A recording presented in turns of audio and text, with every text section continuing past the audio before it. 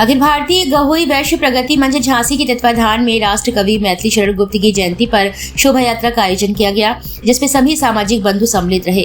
इस शोभा यात्रा में विभिन्न विद्यालयों के सैकड़े छात्र छात्राओं ने अपने बैनर, स्वरूप व झांकियों के साथ सम्मिलित होकर कार्यक्रम को आकर्षित बनाने में अपना पूर्ण सहयोग प्रदान किया है। शोभा यात्रा के मार्ग में स्वागतगार, पुष्प वर्षा एवं विद्यालयों के बच्चों को जल, फल व उपहार वितरित किए गए।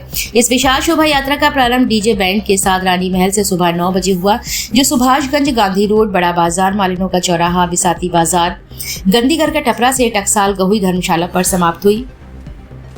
समापन पर सभी स्वल्पाहार वितरित किया गया। यात्रा के समापन पर सैकड़ों की संख्या में लोग झांसी दुर्ग के समीप स्थित मैथिली शरण गुप्त पार्क पहुंचे, जहां सभी ने राष्ट्र कवि मैथिली शरण गुप्त की मूर्ति पर माल्यार्पण किया। सभी ने गगनचुंबी नारों के साथ दद्दा मैथिली शरण गुप्त अमर रहे के जयकारे लगाए। इस अवसर पर डॉक्टर संदीप ने कहा कि खड़ी बोली के सर्वश्रेष्ठ कवि मैथिली शरण गुप्त, जिन्होंने हिंदी कविता के इतिहास में सबसे महत्वपूर्ण योगदान दिया है, उनकी कविताओं में पवित्रता, नैतिकता और परंपरागत मानवीय संबंधों की रक्षा की व्याख्या झलकती है। हमारे जनपद में ही जन्म लेकर उन्होंने पूरे विश्व में वैश्य वर्ग का सम्मान बढ़ाया है। मैथिली शरण गुप्त के जन्म दिवस को कवि दिवस के रूप में मनाया जाता है। देश में बड़े बड़े साहित्यकार और रचनाकार हुए, लेकिन यह सम्मान गुप्त जी को मिलना गौरव का विषय है। इस अवसर पर श्री गहोई वैश्य पंचायत से अध्यक्ष राम प्रकाश नाछोला, महामंत्री नितिन सरावगी एवं पंच प्रकाश गुप्ता, राजू रक्षा, कमलेश सेठ, रज्जू, ओम प्रकाश विश्वारी, संजीव सोनी, अमित सेठ, रमेश गुप्ता, केदारनाथ पहाड़िया, हरिओम गुप्ता, राजेंद्र गुप्ता, अरुण कुमार गुप्ता सहित कई लोग मौजूद रहे। चलो यार। संदीप जी, आज पार्क में क्या प्रोग्राम हुआ? हमारी गहोई वैश्य समाज के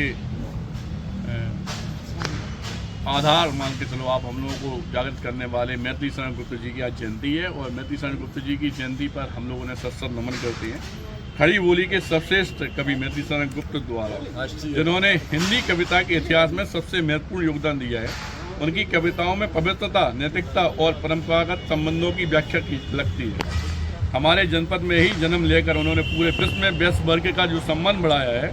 मैथिली शरण गुप्त के जन्म दिवस को कवि दिवस के रूप में भी मनाया जाता है। देश में बड़े बड़े साहित्यकार और रचनात्मक हुए, लेकिन सम्मान गुप्ता जी को मिला, यह गौरव की बात है हम पूरे वैश्य समाज के लिए। इसलिए आज हम सब लोग रश्मि पार्क में मैथिली गुप्त की जयंती पर सभी गहोई समाज के वैश्य परिवार के लोग यहाँ पर इकट्ठे हुए हैं और धन्यवाद करना चाहते हैं आपका।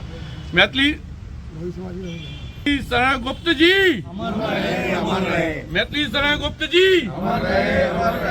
मैथिली शरण